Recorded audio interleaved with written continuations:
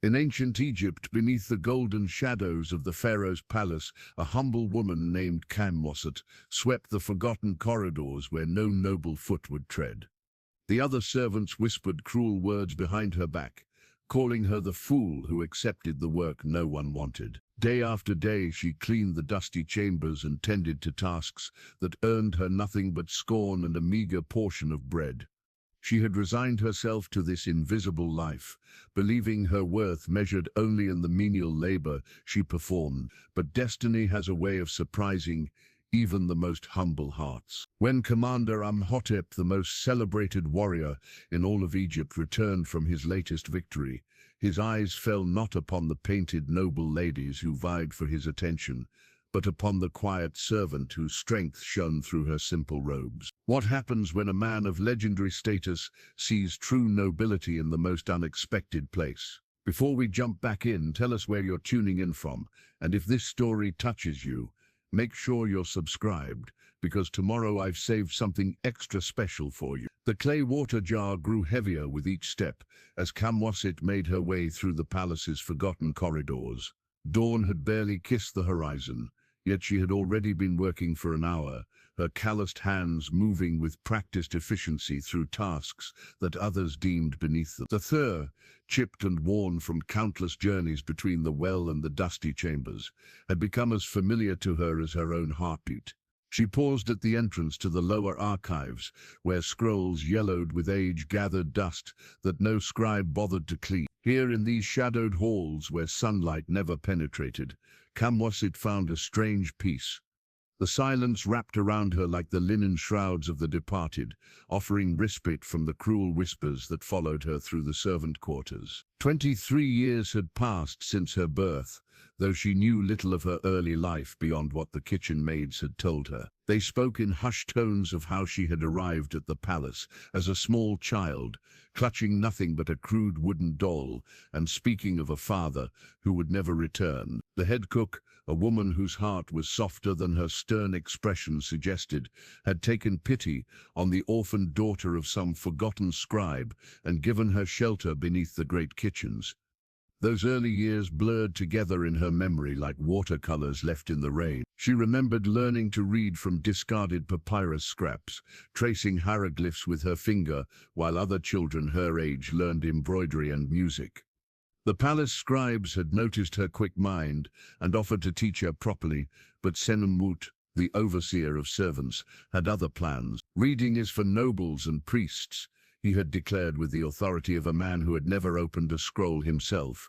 Servants who think themselves learned become trouble. Better she learns her place with honest labor. And so Khaemwaset had found herself assigned to the thankless work that others refused.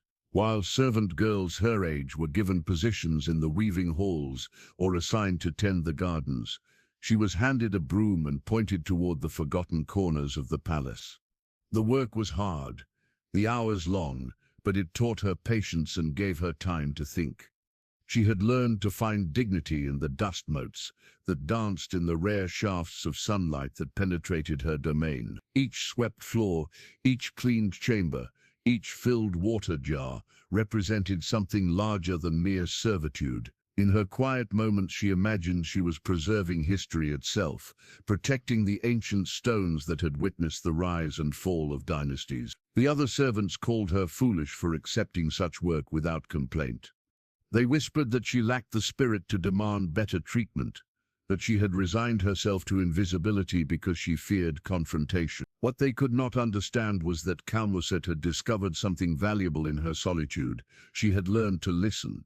In the forgotten halls where she worked, conversations echoed from the chambers above. She heard the plotting of ambitious courtiers, the worries of aging advisors, the laughter of children who would someday rule kingdoms.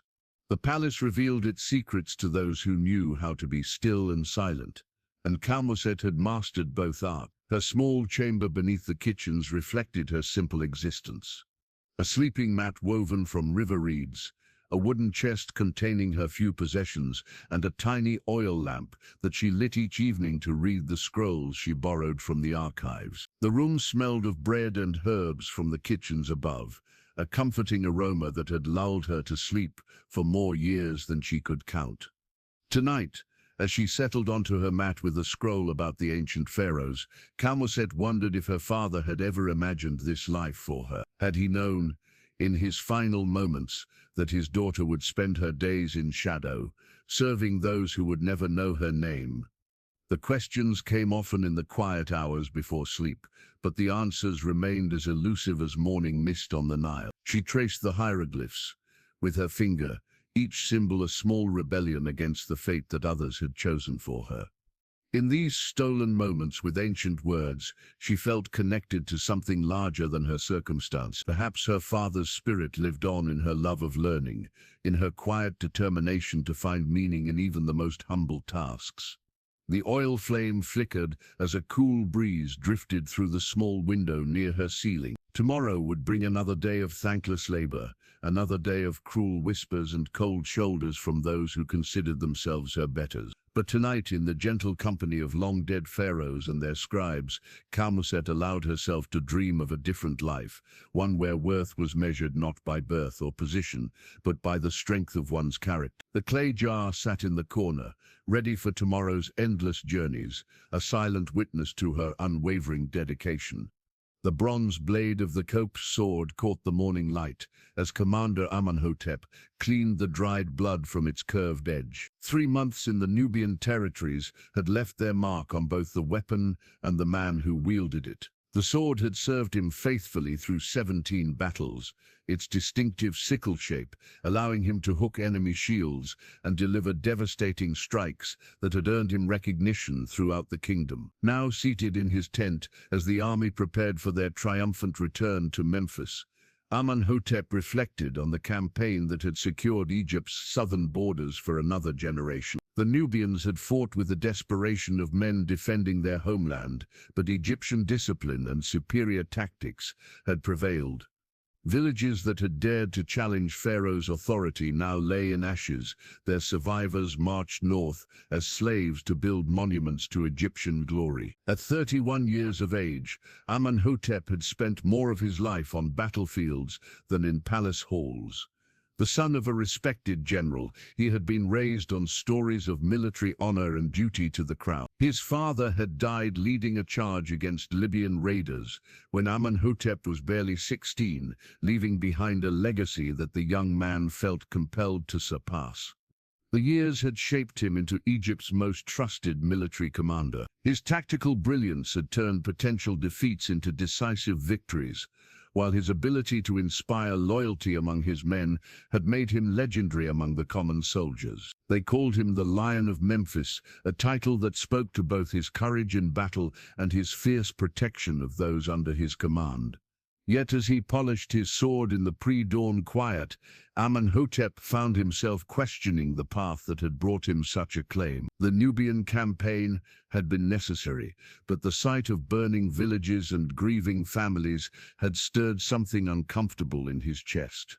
War, once the grand adventure of his youth, now revealed itself as a brutal necessity that left scars on victor and vanquished alike. His tent flap rustled as Keti, his closest friend and second in command, entered with the morning reports. The two men had served together for nearly a decade, their friendship forged in the crucible of shared danger and mutual respect. Where Amenhotep was tall and broad-shouldered with the bearing of nobility, Keti was compact and quick, his scarred face bearing witness to countless skirmishes. "The men are eager to see Memphis again," Keti observed, settling onto a camp stool. 3 months of hard campaigning has them dreaming of soft beds and softer women. Amenhotep nodded absently, his attention focused on a small nick in the sword's blade. "And what do you dream of, old friend?" "Peace," Keti replied without hesitation. "A quiet farm somewhere along the Nile, with fields of barley and a wife who doesn't flinch when I reach for her in the darkness." The honesty of the answer surprised them both. For years they had spoken only of glory and duty, as if admitting weariness might somehow diminish their valor. But the Nubian campaign had changed something fundamental in both men, forcing them to confront the cost of their chosen profession. "The palace will expect a grand celebration," Amenhotep said, sheathing the hopis with practiced ease. Pharaoh will want to display our victories to the court, to remind the nobles why they fund our campaigns. You sound less than enthusiastic about the prospect. Amenhotep stood and moved to the tent opening, gazing out at the camp where 3,000 soldiers prepared for the march home. I grow weary of performing for people who have never held a sword in anger. They see our victories as entertainment, our enemies as exotic curiosities to be paraded before their guests. The truth was that Amenhotep had begun to feel like a stranger in his own homeland. The palace, with its elaborate ceremonies and political intrigue, seemed increasingly foreign to a man who had spent his adult life in the honest brutality of warfare. The nobles who praised his victories had never stood in a shield wall or watched good men die for causes they barely understood. As the army formed its marching columns, Amenhotep took his place at the head of the procession. The kopepsh hung at his side, its weight of familiar comfort, while banners bearing his victories fluttered in the morning breeze. Behind him marched men who had faced death at his side, their loyalty earned through shared hardship rather than inherited privilege. The road to Memphis stretched ahead, leading back to a world of silk cushions and honeyed wine, of courtiers who measured worth in gold rather than courage. Yet duty called him forward, as it always had, towards celebrations that would feel hollow and praise that would ring false. In the distance, the great pyramids rose like monuments to the eternal nature of Egyptian power, their ancient stones bearing witness to the cyclical dance of war and peace that had defined the kingdom for millennia. The golden goblet gleamed like a small sun in Khaemwaset's trembling hands as she navigated through the crowded great hall. The vessel, crafted by master artisans and adorned with intricate hieroglyphs depicting the pharaoh's divine lineage, was worth more than she would earn in 10 lifetimes of service. Tonight it held the finest wine from the royal cellars, destined for the table where Commander Amenhotep sat among the kingdom's most distinguished nobles. The victory feast had transformed the palace's great hall into a spectacle of wealth and power. Lotus blossoms floated in silver bowls while frankincense burned in golden censers, filling the air with sweet smoke that made the torchlight dance in mesmerizing patterns. Musicians played harps and lyres from a raised platform, their melodies weaving through conversations conducted in the refined tones of those born to privilege. Khaemwaset moved like a shadow among the revelers, her simple linen dress marking her as distinctly separate from the silk-clad nobility. She had been pressed into service for the evening when several serving girls fell ill with fever, a duty she approached with the same quiet diligence she brought to her usual tasks. The work was no different from her daily routine, yet the presence of so many powerful figures made each step feel weighted with potential disaster. She approached Amenhotep's table with careful precision, her eyes fixed on the goblet's precious contents. The commander sat in animated conversation with a group of younger nobles, his bronze skin still bearing the tan of the desert campaign.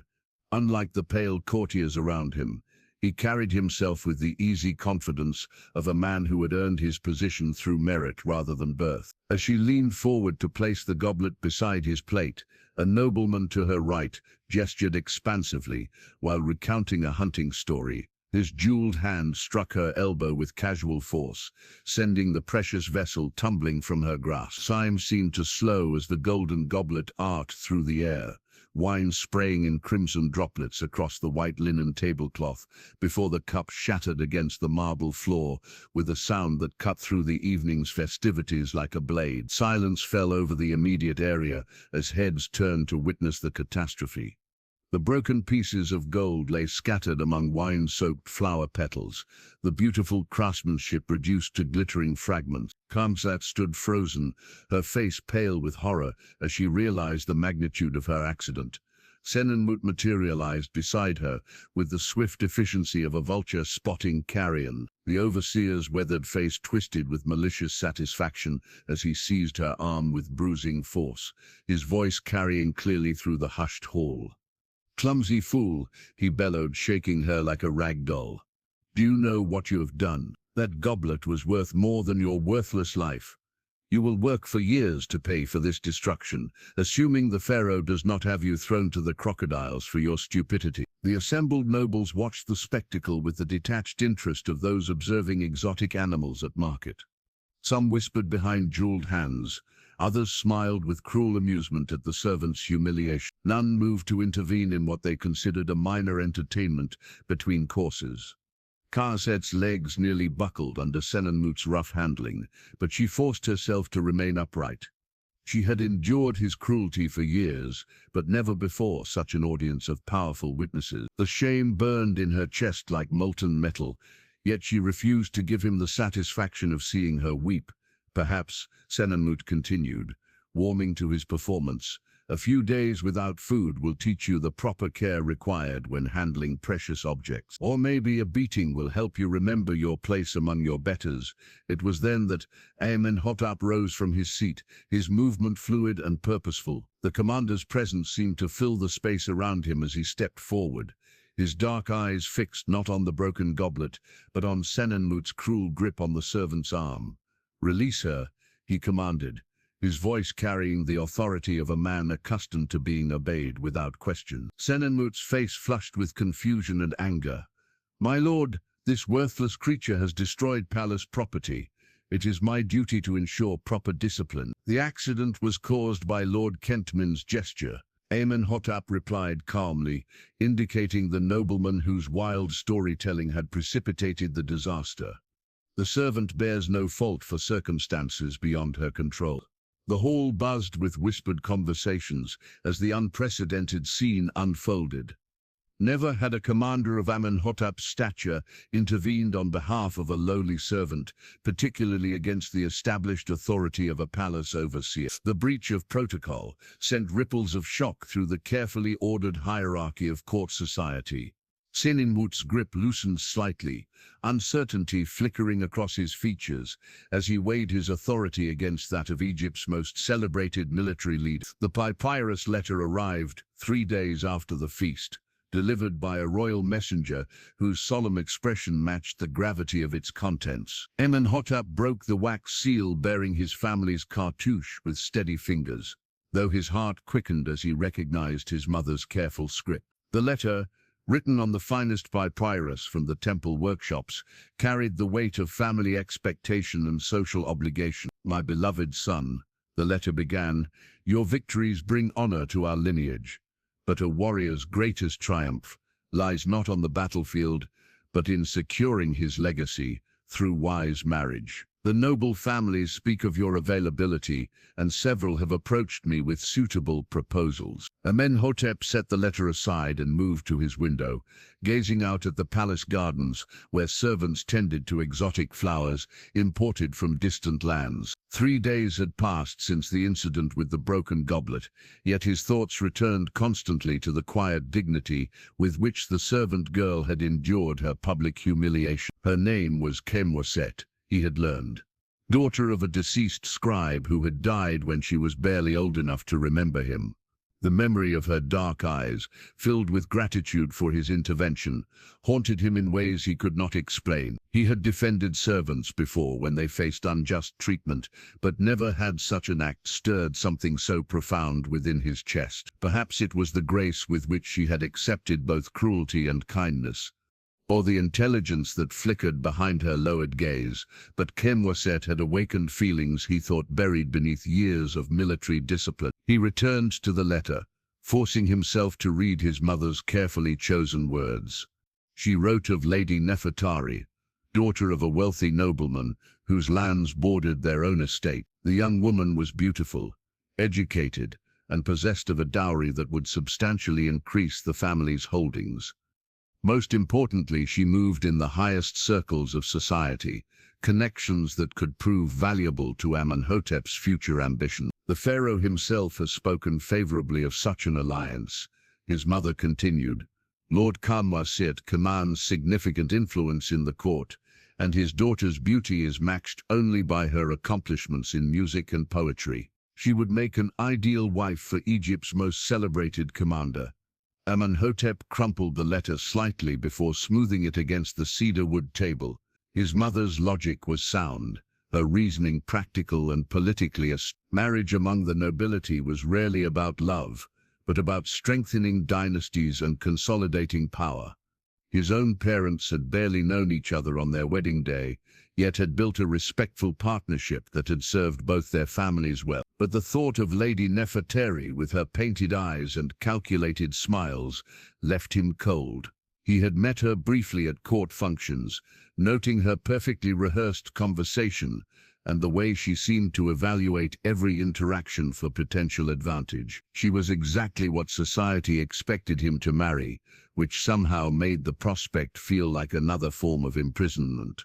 Over the following days, Amenhotep found himself seeking excuses to walk through the palace corridors where Khaemwaset might be working. He told himself it was mere curiosity, a desire to ensure she had suffered no lasting consequences from Senenmut's wrath.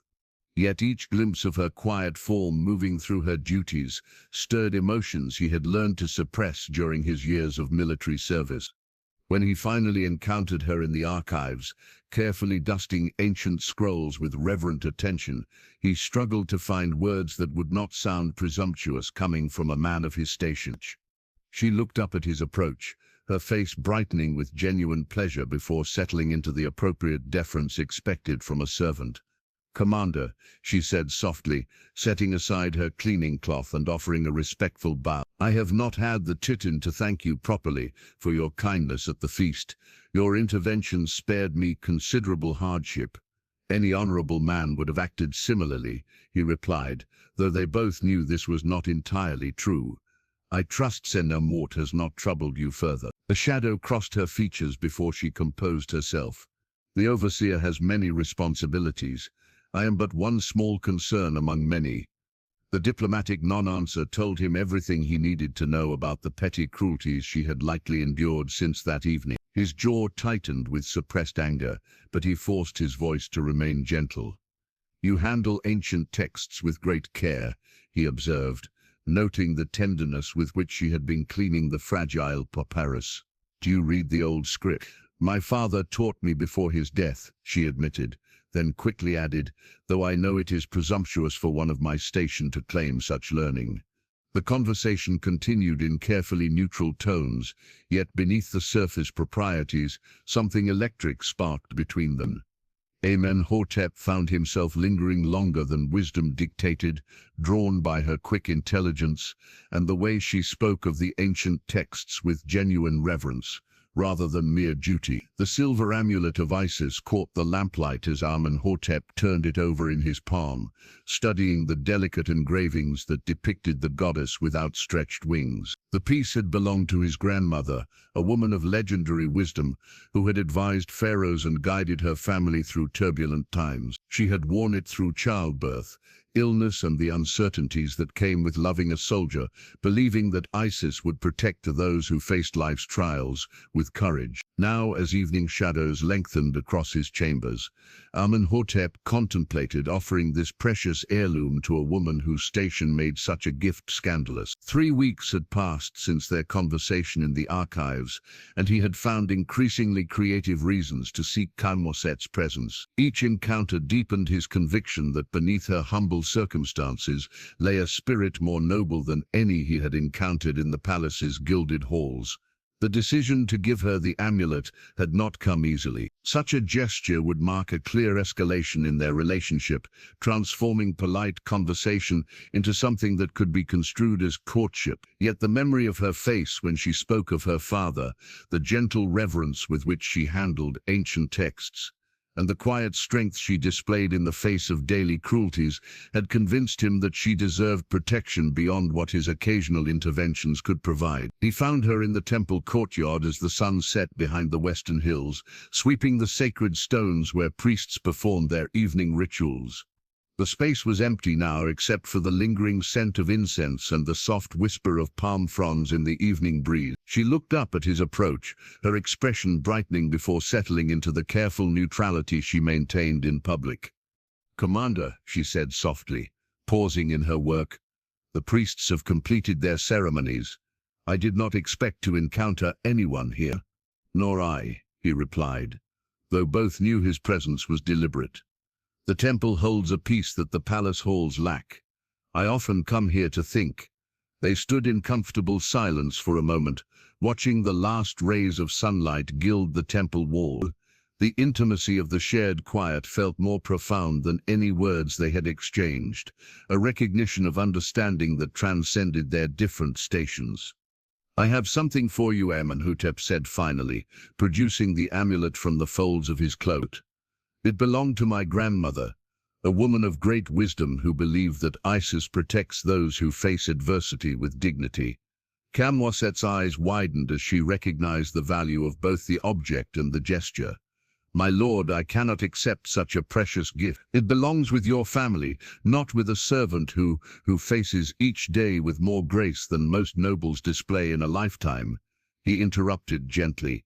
"My grandmother would have admired your strength, Khaemwaset. She would want her amulet to protect someone worthy of its power." The use of her name, spoken with such warmth and respect, sent color rising to her cheeks. In all her years at the palace, few had bothered to learn what she was called, and none had spoken it with such tenderness. The gift represented more than protection. It was recognition of her worth as a person, rather than merely a servant. With trembling fingers, she accepted the amulet, its silver surface warm from his touch. The weight of it against her palm felt substantial, not just in precious metal but in meaning. No one had given her anything of value since her father's death, and certainly nothing that marked her as worthy of consideration. "I will treasure it always," she whispered, her voice thick with emotion. "Not for its material worth, but for the kindness it represents." She fastened the chain around her neck, allowing the amulet to rest against her heart. Amenhotep felt a surge of protectiveness so fierce it nearly overwhelmed him. The sight of his family's symbol, resting against her simple dress, seemed to bridge the gulf between their stations, creating a bond that transcended social convention. "There is talk," she said quietly, not meeting his eye. "The other servants whisper of your family's plans, of a marriage that would benefit your position at court." The mention of his mother's arrangements cast a shadow over the evening's tender moment. "There is always talk in the palace," he replied carefully. "Much of it holds little truth, but some of it does," she pressed, finally raising her gaze to meet his. "I would not want my gratitude for your kindness to create complications for your future." The wisdom in her words only deepened his respect for her character. Even as she accepted his gift, she remained mindful of the consequences his attention might bring to his prospects. It was a consideration that the noble ladies who competed for his notice rarely displayed, their focus fixed on personal advantage rather than his well-being. The royal decree scroll lay unrolled across the polished cedar table, its formal hieroglyphs proclaiming Pharaoh's will in language that brooked no dissent. Amenhotep read the carefully crafted words for the third time, each phrase designed to sound like encouragement, while carrying the unmistakable weight of command. The papyrus bore the royal seal pressed deep into red wax, marking it as an official pronouncement that would shape the lives of Egypt's military elite. "Let it be known that the strength of Egypt lies not only in the valor of her warriors, but in the continuation of noble bloodlines through advantageous marriages," the decree began. "Those commanders who have served with distinction shall be encouraged to choose wives befitting their station, that their offspring may carry forward the glory of our eternal kingdom."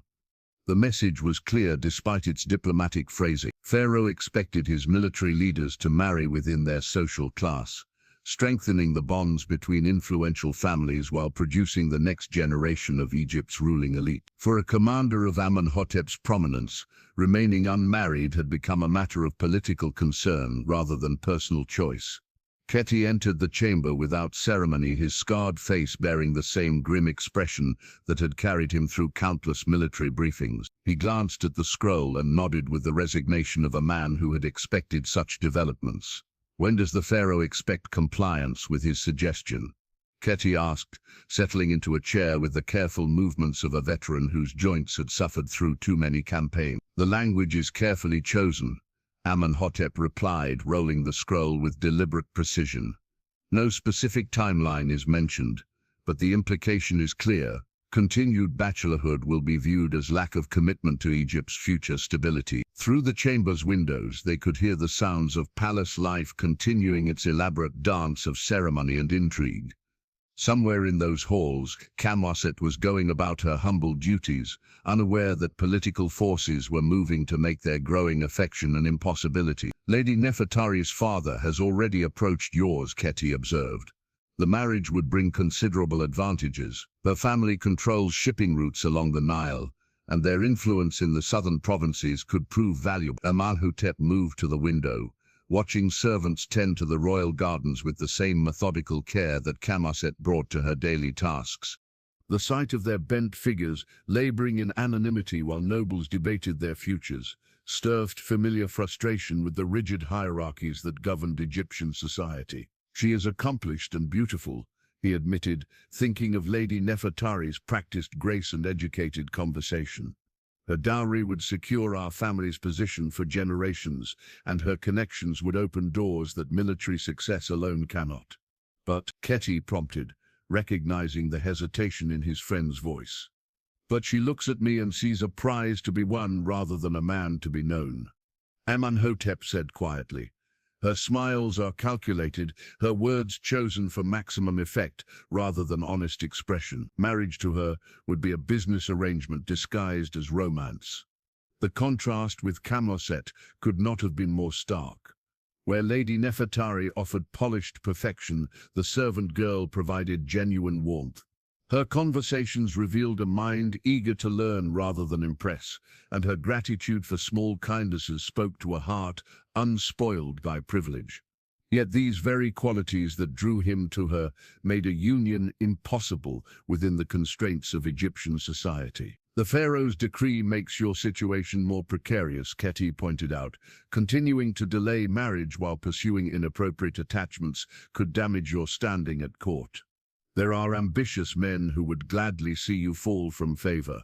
Amenhotep knew his friend spoke truth. Palace intrigue was as deadly as any battlefield, and commanders who lost Pharaoh's confidence often found themselves assigned to remote garrisons or dangerous missions from which they might never return. His military achievements provided some protection, but they would not shield him indefinitely from the consequences of defying social expectations. That evening, as he walked through the palace corridors, Amenhotep glimpsed Khaemwaset, carrying water to the upper chambers. She wore his grandmother's amulet beneath her simple dress, its presence a secret bond between them that made his heart race, despite the impossibility of their situation. When their eyes met across the crowded hallway, her smile contained such genuine affection that it made the prospect of marrying Lady Nefertari feel like betrayal. The royal decree had transformed their growing relationship from unlikely romance into dangerous rebellion. Each moment spent in her company now carried the risk of political suicide, yet the thought of abandoning what they had found together seemed equally impossible to bear. The limestone ostracon felt rough beneath Khaemwaset's fingertips as she discovered it hidden among the cleaning supplies in the archive chamber. Someone had carefully placed the flat shard where only she would find it, nestled between rolls of papyrus that required daily attention. The surface bore elegant hieroglyphs carved with obvious skill, each symbol formed with the precision of a trained scribe. Her heart quickened as she recognized the opening lines of an ancient love poem, verses she had read in the royal library during stolen moments when her duties allowed such indulgence. But these words carried personal meaning, adapted and personalized by an unknown hand that spoke directly to her circumstances. Like the lotus that blooms in shadowed waters, the poem began, "Beauty may flourish where none expect to find it. The nobles who walk in sunlight see only the surface of the pool, blind to the treasures that rest in its depths." She traced the hieroglyphs with trembling fingers, recognizing in them an artistry that spoke of education and refinement. Few in the palace possessed both the skill to carve such delicate script and the poetic sensibility to craft words that resonated with such intimate understanding of her situation. The poem continued with verses that made her cheeks burn with their tender implications. "Would that I could speak the words that fill my thoughts when darkness falls. Would that custom did not silence the heart's truest songs. But even unspoken, love finds its way to the beloved's ears, carried on evening breezes and morning light." Over the following days, more ostraca appeared in places where her duties took her. Each limestone fragment bore new verses that revealed an intimate knowledge of her daily routines and inner thought. The anonymous poet wrote of finding grace in humble labor, of recognizing nobility in those who served without recognition, of loving someone whose worth transcended the circumstances of birth. One fragment, discovered beside a water jar she had been cleaning, contained lines that brought tears to her eyes. The goddess Isis loved the broken Osiris, gathering his scattered pieces to make him whole again. So does true love see beauty in what the world considers worthless, finding perfection in imperfection. The references to Isis struck her particularly deeply, reminding her of the silver amulet that now rested always against her heart. The connection could hardly be coincidental, though she dared not voice her suspicions about the poet's identity, even to herself. Each new poem arrived at moments when doubt threatened to overwhelm her. After particularly cruel treatment from Amenhotep, she would find verses about the strength found in enduring unjust hardship. When other servants whispered malicious gossip about her presumptions, limestone fragments appeared bearing words about the courage required to remain true to one's heart, despite the world's disapproval. The poetry became her secret sustenance, nourishing hopes she had thought buried beneath years of servitude. In the quiet hours before dawn, she would read and reread each ostracon by lamplight, memorizing verses that spoke to dreams she had never dared voice aloud. One evening, as she prepared for sleep, in her small chamber beneath the kitchens, she arranged the collection of limestone fragments on her sleeping mat. Together they told the story of a love that dared not speak its name, of two hearts separated by custom but united in understanding. The latest poem, found that very day, contained verses that made her pulse quicken with their bold implications. The walls that divide us are built by men, not gods. What human hands have raised, human hearts may overcome. Love laughs at the boundaries that fear has created, finding paths where none seem to exist. As she held the rough limestone against her palm, Khaemwaset allowed herself to imagine a world where such words might prove prophetic. The poems had awakened longings she had spent years suppressing, dreams of a life where her worth might be measured by the content of her character, rather than the circumstances of her birth. The anonymous poet understood her in ways that seemed impossible for someone of different station. The verses revealed knowledge not just of her daily struggles, but of her deepest thoughts and fears.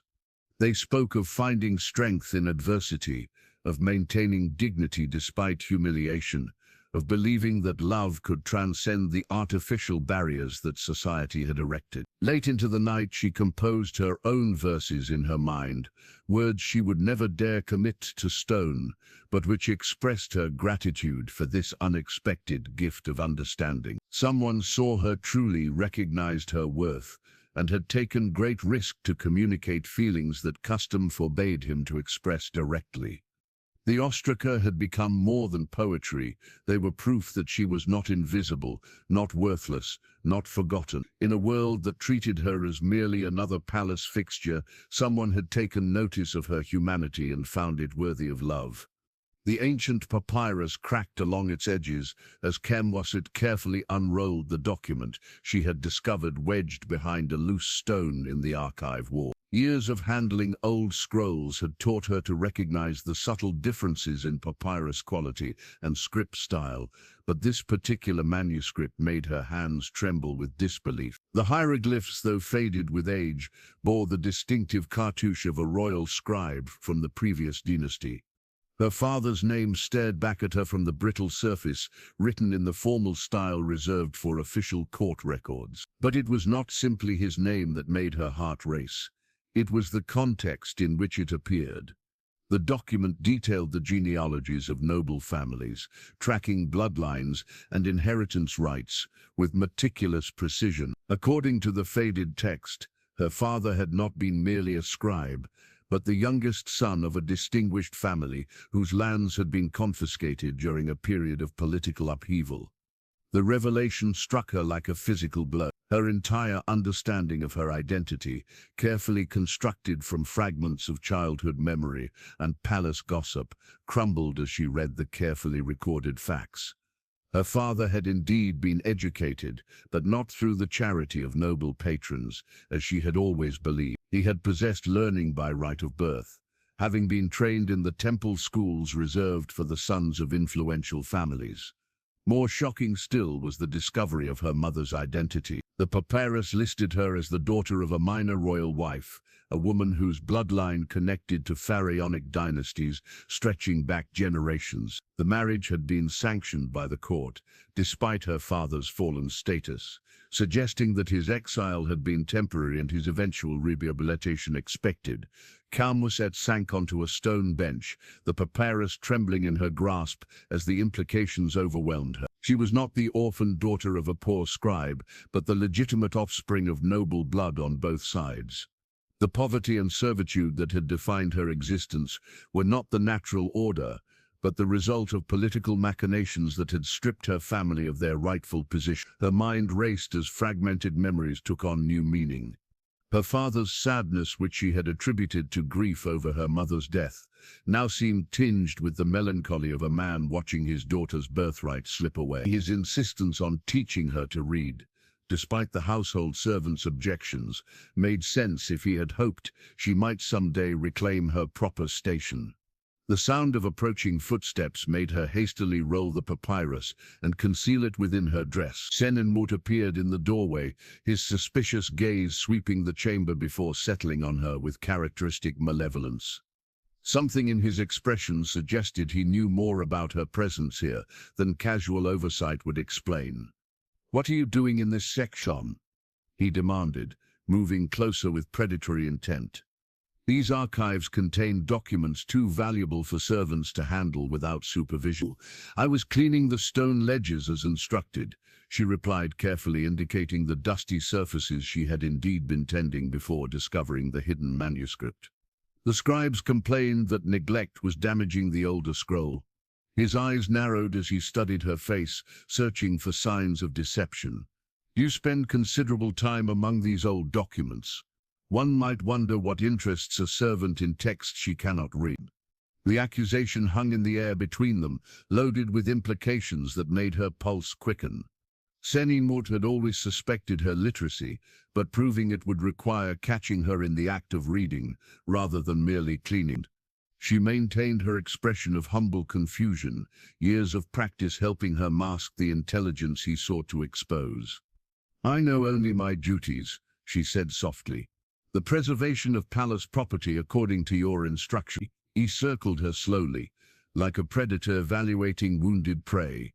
The papyrus pressed against her ribs felt impossibly bulky, though she knew it was barely perceptible beneath her loose dress. Discovery would mean more than punishment for theft. If Senenmut suspected the document's contents, her very life might be at risk. "There are rumors," he said, conversationally, "about servants who presume above their station. Some whisper of inappropriate attention from those who should know better than to notice the help." The threat was clear, despite its indirect phrasing. Senenmut had observed the subtle changes in her circumstances, the confidence that came from knowing she was valued by someone of importance. Her possession of the amulet, though carefully hidden, had not escaped his notice entirely. The hidden papyrus seemed to burn against her skin as she realized how dramatically it could change her situation. The ceremonial marriage contract lay spread across Amenhotep's private table, its formal hieroglyphs outlining the legal framework that would bind two lives together in holy union. The papyrus, prepared by the palace's most skilled scribes, bore spaces for the signatures that would make the arrangement official in the eyes of both gods and Pharaoh. But the names written in careful script were not those anyone had expected when this process began. Teti studied the document with the analytical eye of a military strategist, recognizing the careful legal maneuvering that had made such an unprecedented union possible. "The genealogical evidence changes everything," he observed, his scarred finger tracing the lineage charts that established Khaemwaset's noble heritage. "With proper documentation of her bloodline, the marriage becomes not only acceptable, but advantageous." Amenhotep nodded, though his expression remained troubled, despite the breakthrough that should have filled him with joy. The discovery of Khaemwaset's true parentage had resolved the social obstacles to their union, but it had also introduced new complications that threatened her very survival. Senenmut's attempts to destroy the genealogical records had been thwarted only through Keti's quick action and knowledge of palace security. "He will not abandon his efforts easily," Amenhotep said, referring to the overseer, whose years of cruel authority over Khaemwaset had been built on the assumption of her low birth. "If she is proven noble, his treatment of her becomes not mere harshness toward a servant, but abuse of a lady of distinguished lineage. The consequences for him would be severe." The marriage contract represented more than romantic fulfillment. It offered Khaemwaset legal protection that her noble blood alone could not guarantee. As Amenhotep's wife, she would enjoy the full authority of his position, placing her beyond the reach of those who had tormented her during her years of servitude. But the path to that protection remained treacherous. The formal presentation of her genealogical evidence to the court would require careful timing and political support from influential allies. Too hasty an approach might allow their enemies to discredit the documentation or arrange for its destruction before proper verification could occur. "The Pharaoh's response will determine everything," Keti continued, settling into the chair across from his commander. "If he accepts the evidence and approves the marriage, your position becomes unassailable. But if court politics turn him against the match, you could lose more than your romantic hopes." Amenhotep understood the stakes with military clarity. Pharaoh valued loyalty above all other qualities in his commanders, but he also expected that loyalty to manifest in ways that strengthened rather than complicated his rule. A marriage that sparked controversy among the noble families could be seen as destabilizing, regardless of its legal legitimacy. The contract itself had been crafted to emphasize the political advantages of the union. Khaemwaset's bloodline connected to families that controlled valuable trade routes and held influence in distant provinces. Her education and literacy made her capable of managing correspondence and diplomatic communications that many noble wives could not handle. The marriage would bring practical benefits that extended beyond personal satisfaction. Yet Amenhotep knew that beneath these calculated justifications lay a deeper truth. He loved Khaemwaset, not for her newly discovered noble heritage, but for the qualities that had drawn him to her when he believed her merely a servant. Her resilience in the face of adversity, her intelligence undiminished by years of neglect, her capacity for gratitude and kindness despite the cruelties she had endured. These were the treasures that made her precious to him. The formal language of the marriage contract could not capture the tenderness he felt when she smiled at his approach, or the way her quiet wisdom had begun to influence his thinking about duty and honor. The legal document reduced their relationship to property transfers and political alliances, while the reality encompassed something far more valuable than material advantage.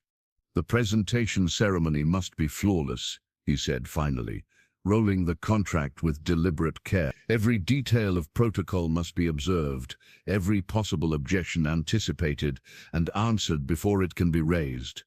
Keti nodded with understanding, born of shared campaigns where victory had depended on meticulous planning and perfect execution. "I have already begun reaching out to allies who might support your cause. Several commanders owe you their lives or their positions, debts that can be called upon when the moment arrives." The marriage contract represented their battle plan, a legal strategy designed to overcome social warfare through superior preparation and tactical intelligence. But unlike military campaigns, this victory would require more than force or cunning. It would demand the courage to stand before the assembled court and declare that love had proven stronger than convention. The golden wedding collar gleamed in the lamplight as Khaemwaset lifted it from its cedar box, marveling at the intricate craftsmanship that transformed precious metal into art worthy of the gods. The necklace, commissioned specifically for their union, bore hieroglyphs proclaiming eternal love and divine protection, each symbol carved with precision that spoke of the finest artisans in the kingdom. The weight of it in her hands represented not just material value, but the transformation of her entire existence. Her small chamber beneath the kitchens had been abandoned 3 days earlier, when Amenhotep's formal recognition of her noble status had required her relocation to quarters appropriate for a lady of distinguished lineage. The new rooms, while modest by palace standards, felt impossibly luxurious to someone accustomed to sleeping on reed mats and storing her possessions in a single wooden chest. A soft knock interrupted her contemplation, and she opened the door to find Ketty waiting with an expression that mingled paternal affection with warrior's respect. The scarred commander had become an unexpected ally in the complex negotiations surrounding their marriage, his loyalty to Amenhotep extending naturally to the woman who had captured his friend's heart. "The court presentation proceeds as planned," he reported, settling into a chair with the careful movements of a veteran whose joints bore the accumulated damage of countless battles. "The genealogical evidence has been verified by 3 separate scribes, and the Pharaoh has agreed to receive your formal introduction tomorrow." Khaemwaset nodded, though anxiety fluttered in her chest like a caged bird. The transformation from servant to noble lady required more than documentation and fine quarters. It demanded a fundamental shift in how she carried herself, spoke, and interacted with those who had previously held absolute authority over her existence. "Senenmut has made his final attempt to discredit the records," Ketty continued, his tone carrying grim satisfaction. When the scribes confirmed their authenticity, his position became untenable. He has been reassigned to manage grain stores in a distant province, far from any opportunity to cause further trouble. The news brought unexpected relief rather than vindication. Khaemwaset had endured the overseer's cruelties for so many years that his removal felt surreal, like waking from a nightmare to discover the monsters had been mere shadows. Yet she found no satisfaction in his downfall, only gratitude that his capacity for harm had been curtailed. "I fear I am not prepared for tomorrow's ceremony," she admitted, lifting the golden collar again as if its weight might anchor her to this new reality. "Years of servitude do not easily translate into noble bearing. What if the court sees through this transformation and recognizes me as the servant I have always been?" Ketty's weathered face softened with understanding. "You were never truly a servant, merely a noble lady forced by circumstances to live beneath her proper station. Tomorrow's ceremony does not create your worth. It simply acknowledges what has always existed." His words echoed Amenhotep's frequent reassurances, but accepting them required overcoming decades of conditioning that had taught her to expect cruelty rather than kindness, dismissal rather than recognition. The golden collar represented not just marital union, but the courage to believe she deserved happiness, despite all evidence to the contrary. "The commander has faced battles that would break lesser men," Ketty observed, "but I have never seen him as nervous as he has been these past days. You have given him something worth fighting for, beyond military glory or political advancement. That alone proves your value extends far beyond bloodline or social position." Through her window, Khaemwaset could see the palace gardens where she had once worked in anonymity, tending flowers that bloomed for others' pleasure. The view reminded her of the distance she had traveled, not just in physical circumstances, but in understanding her own worth. The woman who had accepted cruel treatment without complaint was learning to expect respect as her due. The golden collar caught the light as she held it against her throat, imagining how it would feel to wear such a symbol of love and commitment. Tomorrow's ceremony would mark not just her marriage to Amenhotep, but her rebirth as the person she had always been beneath the layers of imposed humility and manufactured shame. "He loves you," Ketty said simply, rising to leave her to her preparation. "Not for what you represent or what you can provide, but for who you are. In a palace where marriages are political arrangements, that makes you both fortunate and rare." As evening shadows lengthened across her new chambers, Khaemwaset carefully returned the collar to its box, knowing that when she next lifted it, she would do so as a bride preparing to claim her rightful place in a world that had tried to deny her existence. The sacred lotus crown rested on a bed of white linen, its delicate golden petals seeming to shimmer with divine light as the morning sun streamed through the temple's high windows. Each bloom had been crafted by master artisans who understood that this headdress would crown not just a bride, but a woman whose marriage represented the triumph of love over social convention. The lotus, symbol of rebirth and new beginnings, seemed perfectly chosen for a ceremony that would transform two lives forever. Khaemwaset stood before the polished bronze mirror, scarcely recognizing the woman who gazed back at her. Gone were the simple linen dress and calloused hands of servitude, replaced by silk robes dyed the deep blue of lapis lazuli and jewelry that caught the light with every breath. Yet it was not the finery that created the transformation, but the confidence that shone in her dark eyes, the dignity that had always existed beneath layers of imposed humility. The temple chamber buzzed with quiet activity as priests made final preparations for the sacred ceremony. Incense burned in golden censers, filling the air with frankincense and myrrh that would carry their vows to the ears of the gods. The walls, decorated with scenes of divine marriage between Isis and Osiris, seemed to bless this union between mortal lovers who had overcome seemingly impossible obstacles. Lady Meager, wife of a sympathetic commander who had allied himself with Amenhotep's cause, approached with the measured steps of one born to palace ceremony. Her presence served multiple purposes, providing the maternal guidance that Khaemwaset's circumstances had denied her, while also demonstrating noble support for a marriage that had initially scandalized the court. "The lotus crown has been blessed by the high priest," she announced, lifting the headdress with reverent care. "May it bring you the fertility and happiness that the goddess herself enjoyed in her eternal union." Johnson's crown settled onto her carefully arranged hair. Khaemwaset felt the weight of its significance. The lotus petals, each one a prayer for new life and continued blessings, transformed her from a woman preparing for marriage into a bride ready to claim her destiny. The reflection in the bronze mirror showed not the servant who had swept forgotten corridors, but a noble lady worthy of the love she had found. Through the chamber's doorway she could hear the assembled guests taking their places in the main hall. The ceremony had drawn not just family and close friends, but curious nobles who had come to witness this unprecedented union. Some attended out of genuine support, others from mere spectacle seeking, but all would bear witness to the moment when social barriers crumbled before the power of authentic love. "Commander Amenhotep waits at the altar," Lady Meager reported, her smile reflecting maternal pride in the role she had assumed. "I have seen many bridegrooms on their wedding day, but never one whose joy shone so brightly. You have given him a gift more valuable than all his military victories." The sound of temple bells announced that the ceremony would soon begin. Khaemwaset took a final look at her reflection, memorizing this moment of transformation when the lotus crown had completed her metamorphosis from invisible servant to celebrated bride. The woman in the mirror bore little resemblance to the girl who had accepted thankless labor without complaint, yet the strength that had sustained her through years of hardship remained unchanged. "Are you prepared?" Lady Meager asked gently, recognizing the magnitude of the step that lay ahead.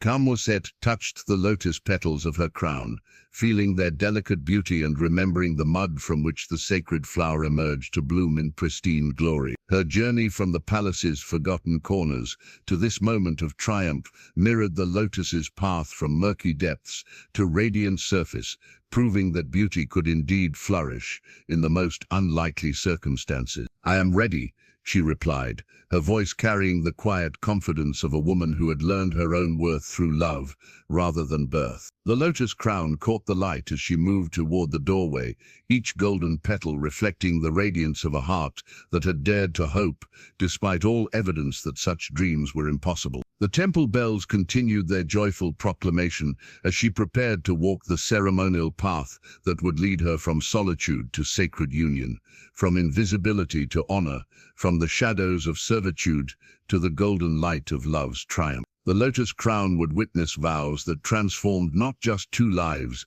but challenged the very foundations of a society that measured worth by accident of birth, rather than nobility of spirit. The unity cup gleamed like liquid gold in the high priest's weathered hands, its surface engraved with hieroglyphs, proclaiming the eternal bond between husband and wife.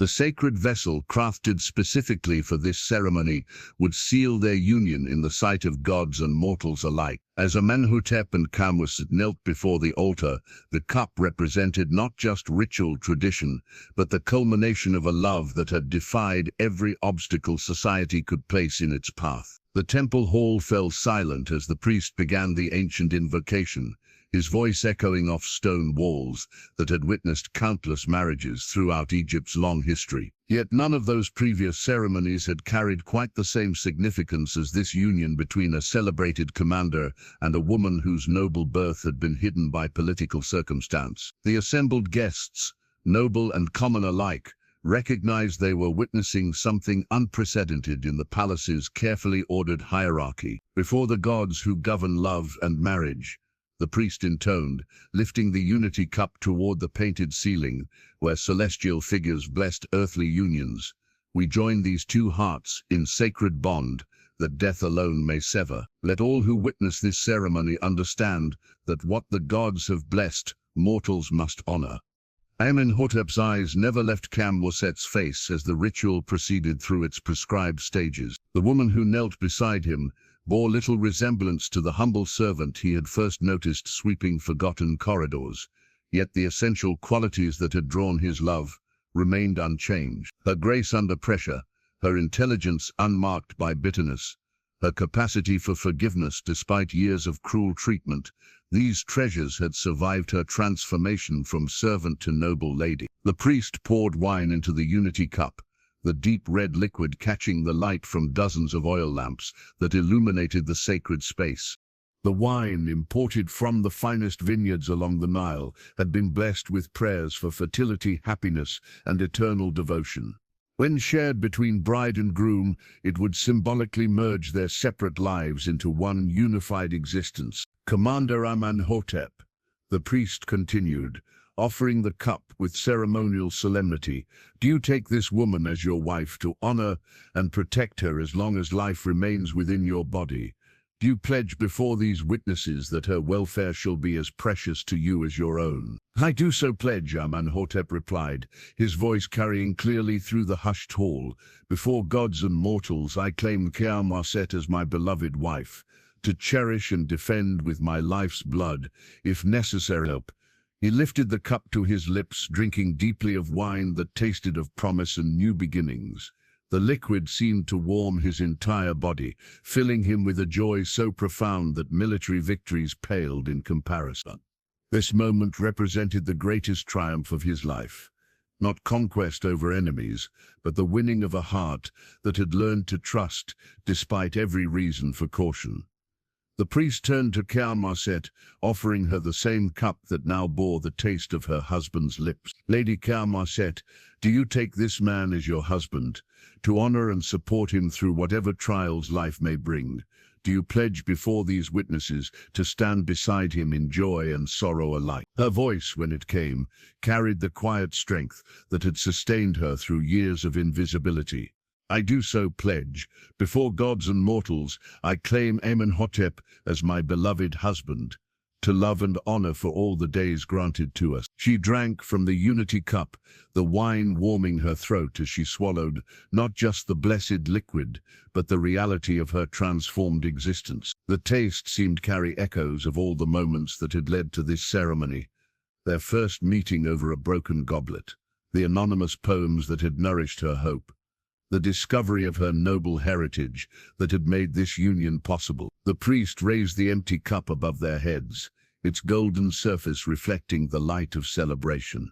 By the power vested in me by Pharaoh and the gods, I pronounce you husband and wife, bound in sacred union that shall endure beyond the boundaries of mortal life." The temple erupted in applause as the assembled guests celebrated this unprecedented triumph of love over social convention. Noble ladies who had initially whispered scandalized gossip now smiled with genuine warmth, while hardened military commanders wiped tears from their eyes as they witnessed their leader's obvious happiness. The Unity Cup, now empty but forever changed by its role in their ceremony, would be preserved as a testament to the day when two hearts had proven stronger than all the barriers that society could devise. In sharing its contents, Amenhotep and Khaemwaset had not just married, but had demonstrated that true nobility resided in character rather than circumstance. The carved stone relief gleamed under torchlight as the palace's master artisans put finishing touches on their latest creation,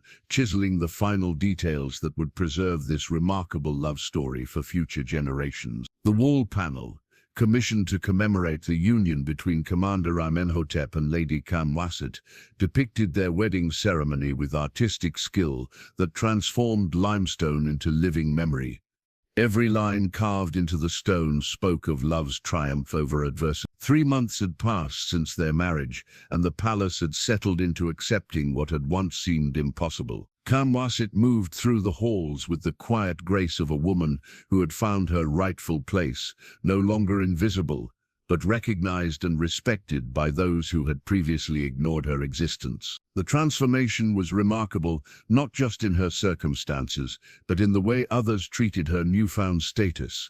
She paused before the relief, studying the artistic interpretation of her wedding day. The sculptor had captured the moment when she and Amenhotep shared the Unity Cup, their faces radiating joy that transcended mere ceremony. The lotus crown adorning her carved image seemed to bloom with eternal beauty, while Amenhotep's expression conveyed the profound satisfaction of a man who had won the greatest prize of his life. "The artisans have outdone themselves," observed Lady Meretnith, joining her before the memorial wall.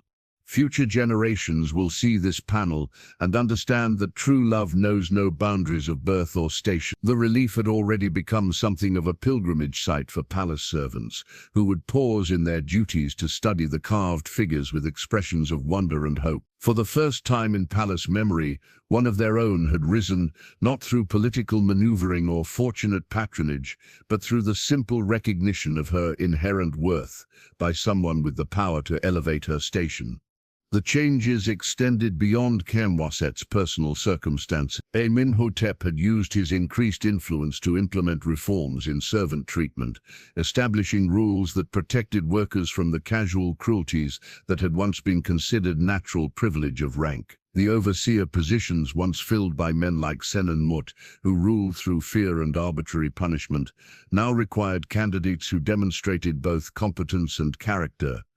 "The servants speak of you with reverence," Lady Meretnith continued, her tone carrying maternal pride. "They see in your story proof that dignity and perseverance eventually find their reward. You have become a symbol of hope for those who labor in obscurity." Khaemwaset nodded thoughtfully, understanding the weight of representation that her position now carried. She had not sought to become an inspiration for others, but neither could she ignore the responsibility that came with her transformed circumstances. Every interaction with palace workers was observed and interpreted through the lens of her remarkable journey from servitude to nobility. The carved relief captured not just their wedding ceremony, but the broader significance of their union. The artistic composition showed nobles and servants witnessing the event together, symbolizing the breaking down of rigid social barriers that had previously seemed immutable. The sculptor had understood that this was more than a personal love story. It was a testament to the possibility of social change. Commander Amenhotep requested additional panels.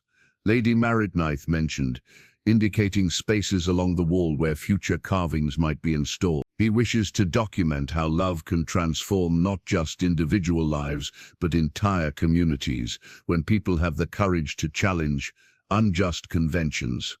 The master artisan approached with deferential respect, his limestone dusty hands holding drawings for the planned expansion. His sketches showed scenes from their courtship, the moment in the archives when they first spoke as equals, the gift of the protective amulet, the discovery of the genealogical documents that had changed everything. Each proposed panel would add another chapter to the visual narrative of their unprecedented romance. As evening shadows lengthened across the palace corridors, servants continued to pause before the relief, drawing inspiration from images that validated their own dreams of better circumstances. The carved stone had become more than artistic decoration.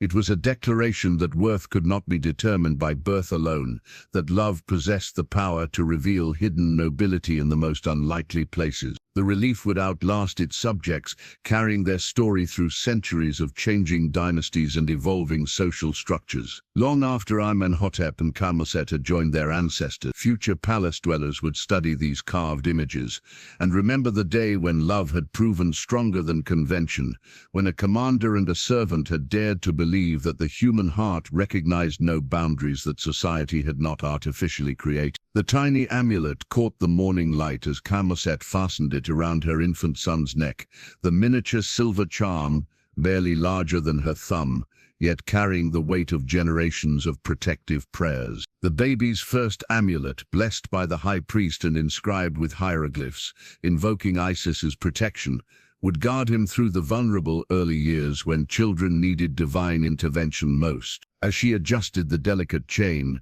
Khaemwaset marveled at how completely her life had transformed since those distant days when she had believed herself destined for invisibility. Little Amenhotep gurgled contentedly in her arms, his dark eyes reflecting the intelligence that seemed to run in both family lines. At 4 months old, he already showed signs of his father's alert awareness and his mother's quiet thoughtfulness, studying the world around him with the serious expression of someone taking careful mental notes. The combination of noble bloodlines from both parents promised a child who would grow up understanding both privilege and compassion. Amenhotep entered their private chambers with the easy confidence of a man completely content with his domestic arrangements. The legendary commander, who had once found solace only on battlefields, now discovered his greatest joy in these quiet morning moments with his wife and son. The sight of Khaemwaset tending to their child never failed to stir emotions deeper than any military victory had ever produced. "The palace buzzes with speculation about his future," he said, settling beside them on the silk-covered couch that dominated their sitting area. "Some predict he will follow his father into military service, while others suggest his mother's scholarly inclinations might lead him toward the priesthood or diplomatic service." Khaemwaset smiled, adjusting the baby's wrappings with practiced ease that spoke of her natural adaptation to motherhood.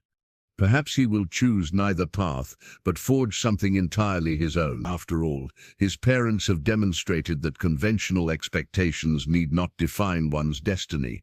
The child's birth had completed their transformation from scandalous lovers to respected family unit. Even the most traditionalist nobles could no longer question a union that had produced such obvious proof of divine blessing. The baby's healthy arrival after a trouble-free pregnancy was interpreted as clear evidence that the gods approved of his parents' unprecedented marriage. Lady Merit brings news from the women's quarters. Amenhotep continued, his expression mixing amusement with paternal pride. "The noble ladies compete to gain your attention, hoping their daughters might benefit from association with the woman who achieved the impossible. You have become something of a legend among marriage-minded mothers." The irony was not lost on either of them. The woman who had once been deemed unfit for any but the most menial service now found herself courted by families seeking her influence and friendship. Khaemwaset's combination of noble birth, proven character, and romantic triumph made her an ideal mentor for young women navigating the complex politics of palace marriage. Little Amenhotep reached up with tiny fingers to grasp the larger amulet that still rested against his mother's heart, the silver charm that had marked the beginning of their courtship. The gesture seemed to connect past and future, linking the moment when love had first been acknowledged to this present reality of family happiness and social acceptance. The carved relief draws more visitors each day, Khaemwaset observed, thinking of the stone memorial that had become a pilgrimage site for romantics throughout the kingdom. Young couples travel from distant provinces to see the proof that love can overcome any obstacle. Our story has grown beyond our own experience into something larger. Amenhotep nodded, understanding how their personal triumph had resonated throughout Egyptian society. Letters arrived regularly from couples who had drawn courage from their example, servants who had dared to hope for better treatment, and nobles who had reconsidered their assumptions about worth and status. The ripple effects of their union continued expanding in ways they could never have anticipated. As the baby dozed peacefully in his mother's arms, protected by his tiny amulet and surrounded by love that had defied every social convention, Khaemwaset reflected on the journey that had brought them to this moment of perfect contentment. The woman who had once swept forgotten corridors in invisible servitude now held the future of two noble bloodlines in her arms, proof that the human heart recognized no boundaries that courage could not overcome. The morning sun streamed through their chambers, illuminating a family that embodied the best possibilities of love, determination, and the willingness to believe that true worth lay not in the circumstances of birth, but in the content of character. The baby's amulet gleamed like a promise that this legacy would continue into future generations, carrying forward the lesson that authentic nobility came from within. The golden ankh pendant gleamed against the silk of Khaemwaset's dress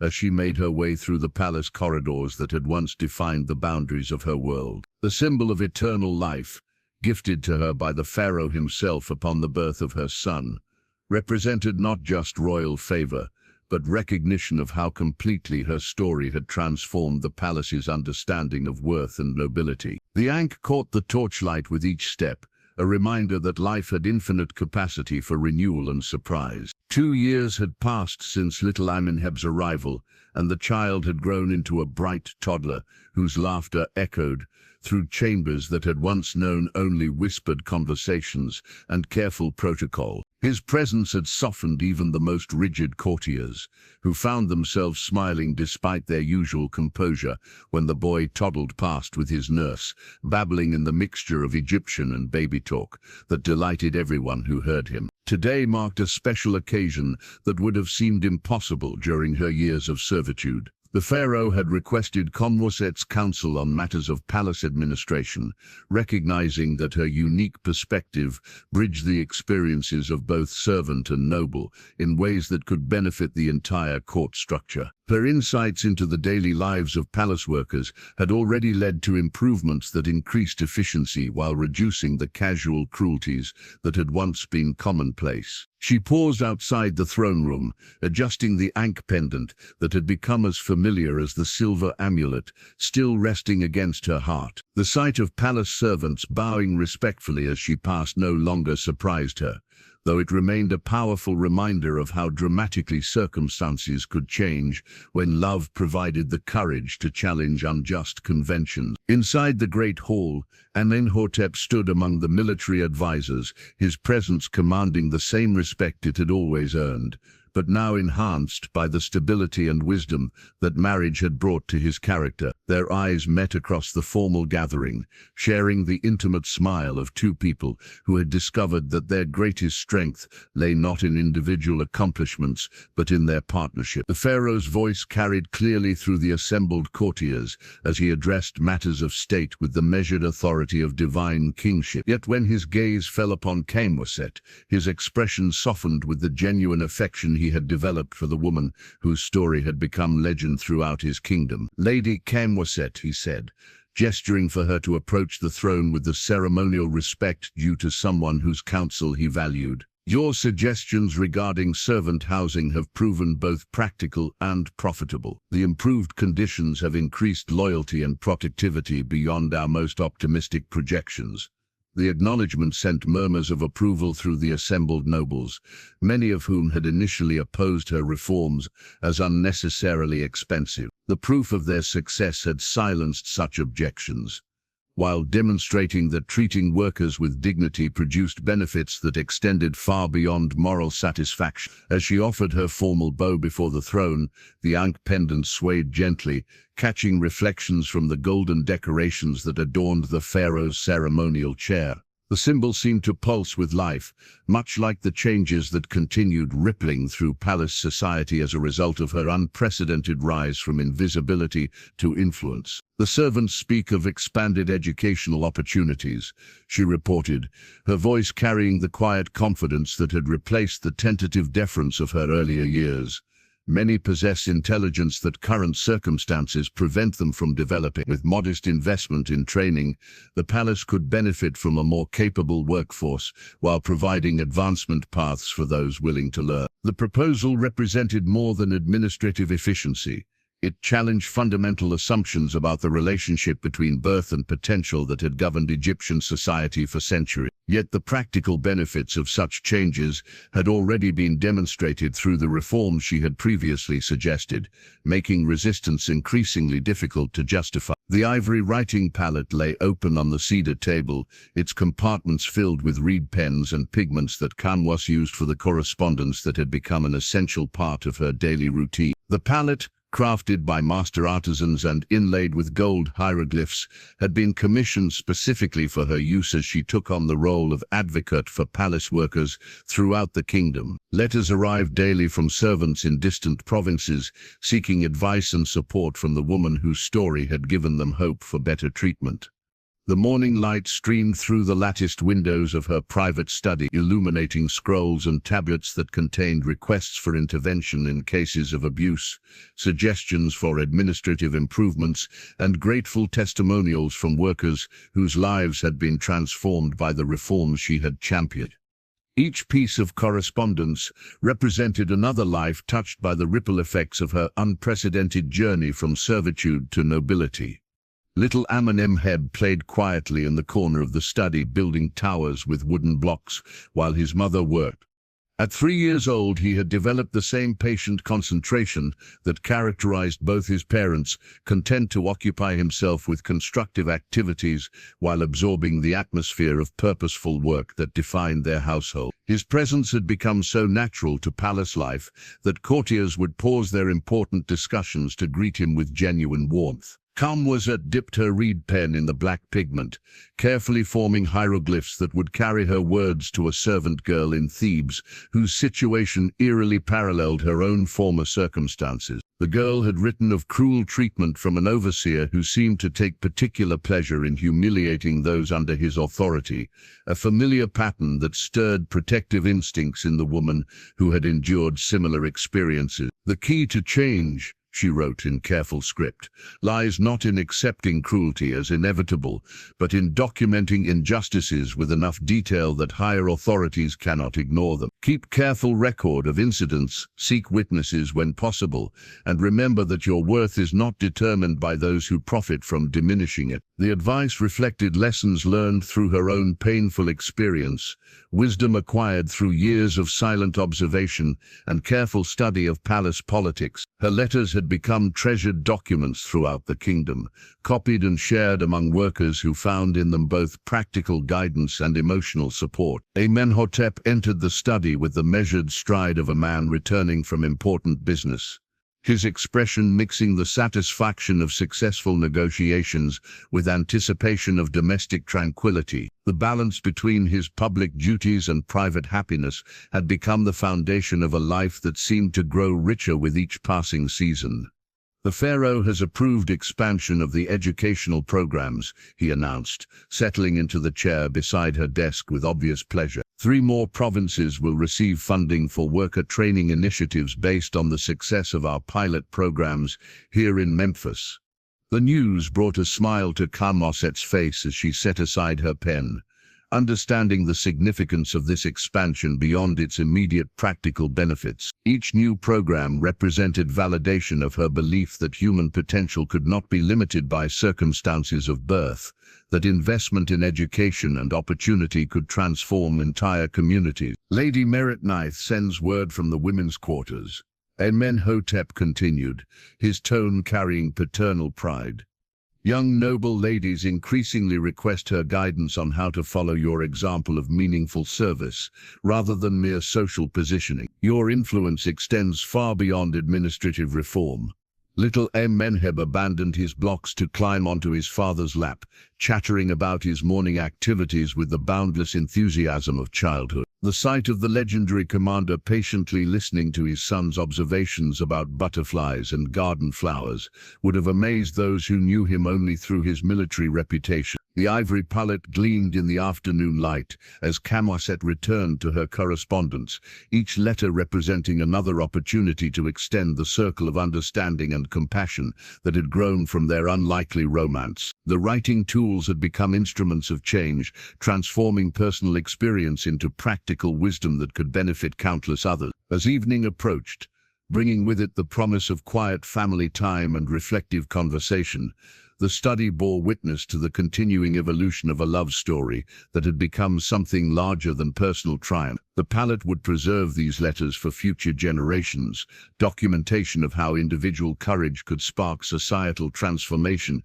when supported by genuine commitment to justice and human dignity. Through the window, the palace gardens showed evidence of similar transformation, with improved quarters for workers visible alongside the traditional beauty that had always characterized royal grounds. The changes reflected a deeper shift in understanding that true prosperity required the well-being of all who contributed to the kingdom's success. The bronze mirror reflected the faces of 3 generations as Khaemwaset held her infant daughter, while her mother-in-law, now a frequent visitor to their household, cooed at the newest addition to their growing family. The mirror, polished to perfection and mounted in an ornate stand, had belonged to Amenhotep's grandmother, the wise woman whose silver amulet still rested against Khaemwaset's heart. The reflection seemed to connect past and future, showing how love's legacy continued through the generations it touched. Little Nefertiti, named for the beauty that her parents saw reflected in her dark eyes,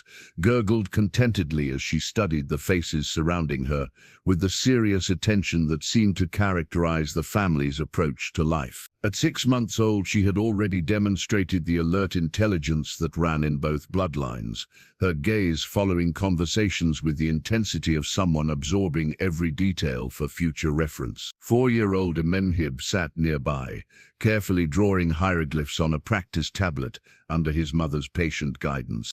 His artistic efforts showed remarkable skill for his age, each symbol formed with the precision that suggested he had inherited both his parents' respect for learning and their natural aptitude for scholarly pursuits. The sight of him bent over his work, tongue protruding slightly in concentration, never failed to remind Khaemwaset of her own childhood efforts to master the ancient script. "He has his grandfather's talent for writing," observed Amenhotep's mother, her voice warm with the affection that had replaced her initial skepticism about her son's unconventional marriage. The transformation in their relationship had been gradual but complete, built on mutual respect and shared devotion to the family's well-being. "Perhaps he will become a great scribe like his maternal grandfather." The reference to Khaemwaset's father carried none of the condescension that might once have accompanied mention of his fallen status. The discovery of the family's noble heritage had not only legitimized their union, but had also revealed the political machinations that had unjustly destroyed promising careers. The rehabilitation of her father's reputation had become part of the broader changes sweeping through palace society. Through their chamber windows, they could see the construction of new servant quarters progressing under Amenhotep's supervision. The buildings, designed with input from workers themselves, represented the latest phase of reforms that had transformed the palace from a place of rigid hierarchy into something resembling a genuine community. The changes had attracted attention from other provinces, where similar improvements were being implemented based on their successful model. The bronze mirror caught the afternoon light as Khaemwaset adjusted her daughter's wrappings, the reflection showing a woman whose contentment seemed to radiate from within. The servant girl who had once swept forgotten corridors in invisible anonymity had evolved into a respected advisor, devoted wife, and loving mother, whose influence extended throughout the kingdom. Yet the essential qualities that had first drawn Amenhotep's love remained unchanged: polished by experience rather than fundamentally altered. The temple scribes have requested permission to document our story for the royal archives. Amenhotep mentioned, entering their chambers with the relaxed bearing of a man whose greatest battles were now fought in council chambers rather than on bloody fields. They believe future generations should understand how individual courage can transform entire societies. The proposal carried deeper significance than mere historical record. Their story had become a teaching tool used throughout the kingdom to illustrate the benefits of recognizing worth regardless of circumstances. Young nobles learned about leadership through their example, while servants drew inspiration from proof that dignity and perseverance could overcome seemingly impossible obstacles. As evening shadows lengthened across their chambers, the family gathered around the low table where they shared their evening meal. The bronze mirror reflected their contentment, showing faces illuminated by love and the satisfaction that came from lives lived in service to purposes larger than personal ambition. Little Nefertiti slept peacefully in her mother's arms, while Amenhotep practiced his letters, their presence a living testament to the power of authentic love to create lasting change. The mirror would preserve this moment long after its subjects had joined their ancestors, a reflection of the day when a humble servant